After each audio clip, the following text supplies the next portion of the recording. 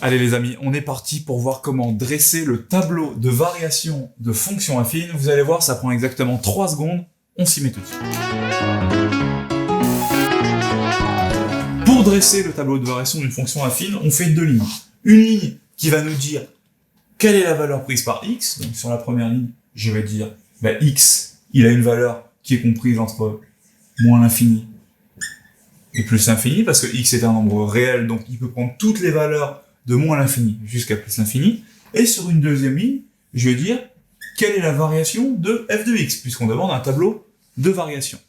La seule chose que vous avez à regarder pour savoir la variation d'une fonction affine, c'est le signe du coefficient directeur. Je vous rappelle qu'une fonction affine, ça s'écrit f de x égale a fois x plus b, ou m fois x plus p, peu importe. Le coefficient directeur, c'est ce qu'il y a devant x. Quand ce coefficient directeur est positif, la fonction est croissante. Quand ce coefficient directeur est négatif, la fonction est décroissante. Ici, ce qu'on a devant le x, c'est 5. Est-ce que 5, c'est positif ou négatif? 5, c'est évidemment positif. Ma fonction est tout simplement croissante. Je recommence ici. On a toujours x qui va de moins l'infini à plus l'infini. Bon, g de x, je vais regarder son coefficient directeur. Son coefficient directeur, attention, c'est pas 5. Le coefficient directeur, c'est ce qu'il y a devant x. X, il est là. Ce que j'ai devant, c'est moins. Quand il y a juste moins, ça veut dire moins 1 fois x. Donc mon coefficient directeur ici, il vaut moins 1.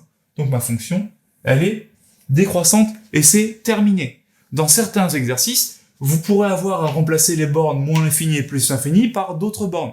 Par exemple, si je vous dis que la fonction g de x qui vaut 5 moins x, elle est définie sur l'intervalle 1, 7, ce que vous aurez ici, ça sera 1, et ce que vous aurez là, ça sera 7. Ça sera en fait votre intervalle de définition, les valeurs de x pour lesquelles vous allez étudier la fonction.